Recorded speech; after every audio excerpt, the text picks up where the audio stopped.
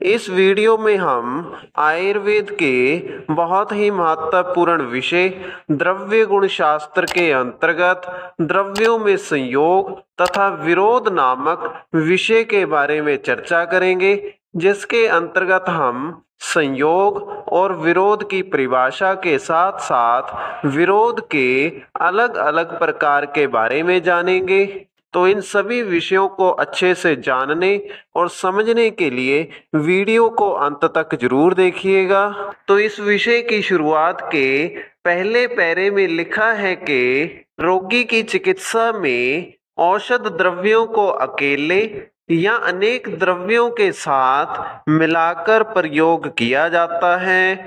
दो या दो से अधिक द्रव्यों के मिलने को संयोग कहते हैं। संयोग के कारण औषधियों में एक विशेष गुण का प्रादुर्भाव होता है तथा उनके कार्य करने की शक्ति बढ़ती है। आचार्य चक्रपाणि ने इसे अचिंत्य शक्ति कहा है। संयोग होने पर कुछ द्रव्य शरीर के लिए हितकर होते हैं तथा कुछ अहितकर होते हैं।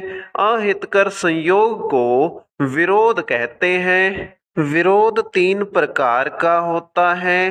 पहला मान विरोध, दूसरा गुण विरोध और तीसरा कर्म विरोध। तो अब इस पैरे की व्याख्या का अर्थ जान लेते हैं। रोगी की चिकित्सा में औषधि द्रव्यों को एक द्रव्य के रूप में या फिर एक से ज्यादा द्रव्यों को मिलाकर औषधि के रूप में प्रयोग किया जाता है। इस प्रकार दो या दो से ज्यादा द्रव्यों को आपस में मिलाकर औषधि के रूप में प्रयोग करने की प्रक्रिया को ही संयोग कहा जाता है।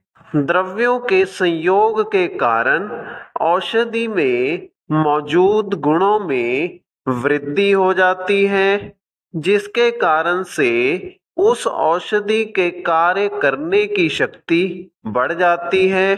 संयोग के कारण से औषधि की इस बढ़ी हुई शक्ति को आचार्य चक्रपाणि ने अचिंत्य शक्ति का नाम दिया है। संयोग होने पर कुछ प्रकार के द्रव्य हमारे शरीर के लिए हितकर अर्थात लाभदायक होते हैं तथा कुछ द्रव्य अहितकर अर्थात हानिकारक होते हैं। इस प्रकार अहितकर अर्थात हानिकारक संयोग वाले द्रव्यों के संयोग को विरोध कहा जाता है।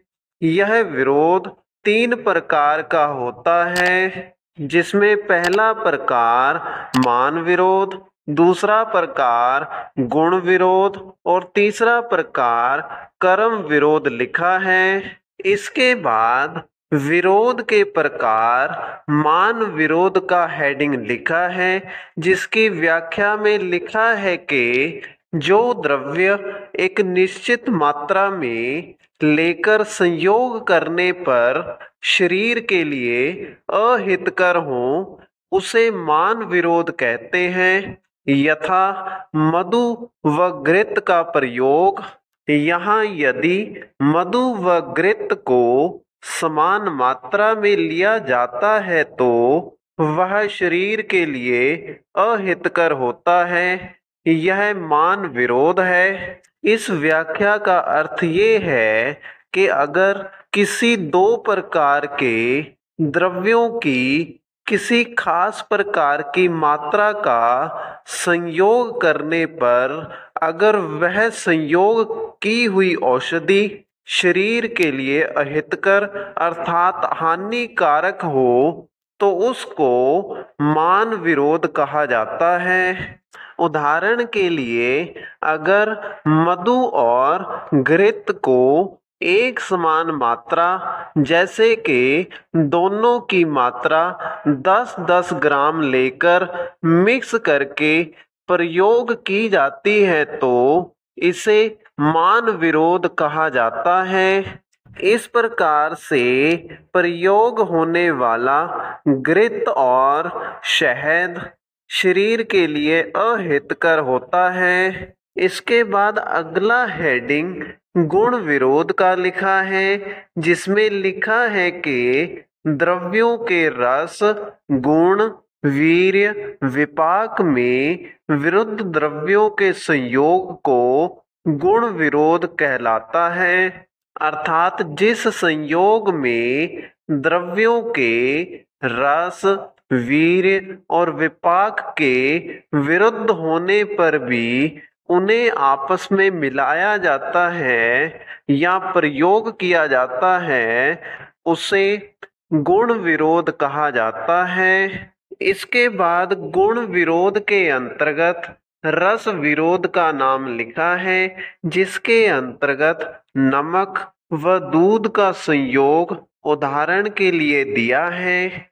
नमक लवण रस युक्त और दूध मधुर रस युक्त होता है। इन दोनों में अलग अलग रस होने के कारण से यह रस विरोध कहलाता है। इसके बाद वीर्य विरोध के हेडिंग के अंतर्गत मछली और दूध का नाम लिखा है। मछली उष्ण वीर्य द्रव्य है और दूध शीत वीर्य है। तो इस प्रकार से विपरीत वीर्य होने के कारण इसे वीर्य विरोध कहा जाता है। इसके बाद अगला हेडिंग विपाक विरोध का लिखा है, जिसमें उदाहरण के लिए मूलक तथा दूध का नाम लिखा है। यहाँ पर मूलक का विपाक अम्ल और दूध का विपाक मधुर होता है।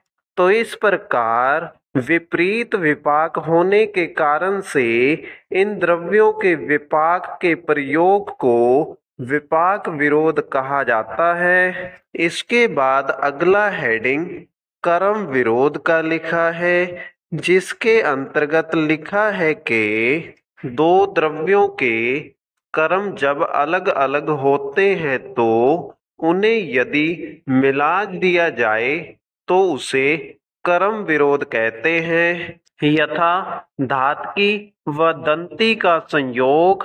तो इस हेडिंग की व्याख्या का अर्थ ये है कि जब दो अलग अलग प्रकार के कर्म वाले द्रव्यों को आपस में मिलाया जाता है तो इस संयोग को विपरीत कर्म होने के कारण से कर्म विरोध कहा जाता है।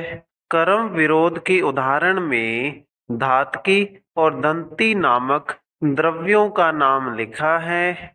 इसके बाद अगले पेज पर लिखे गए पैरे में लिखा है कि द्रव्यों में विरोध में अहितकर होने का कारण यह है कि एक द्रव्य के द्वारा शरीर के दोषों व मलों का जो उत्क्लेश होता है वह दूसरे द्रव्यों के विरोधी तत्वों द्वारा दबा दिया जाता है। वह अनहित दोष मल शरीर में अनेक विकार उत्पन्न करते हैं। तो इस पैरे की व्याख्या का अर्थ ये है कि आहार के रूप में अलग अलग प्रकार के द्रव्यों अर्थात विपरीत प्रकार के द्रव्यों का प्रयोग होने पर वह हमारे शरीर के लिए अहितकर होते हैं। इसका कारण ये है कि जब किसी एक प्रकार के द्रव्य का सेवन किया जाता है तो वह द्रव्य शरीर में पाचन होने के बाद दोष धातु और मलों का उत्क्लेश करता है और इसके बाद जब इस प्रकार के द्रव्य के विपरीत गुण वाले द्रव्यों का सेवन किया जाता है तो पहले से उत्क्लेशित हुए दोष धातु और मल को बाद वाला द्रव्य अपने गुणों से दबा देता है, जिसके कारण से शरीर में अनेक प्रकार के विकार अर्थात रोग पैदा हो जाते हैं। तो इसी के साथ हमारी इस वीडियो का विषय यहीं पर समाप्त होता है। अगर आपको वीडियो अच्छा लगा तो वीडियो को लाइक करें और इसी प्रकार से आयुर्वेद से संबंधित वीडियोस को निरंतर प्राप्त करने के लिए हमारे चैनल को सब्सक्राइब करें।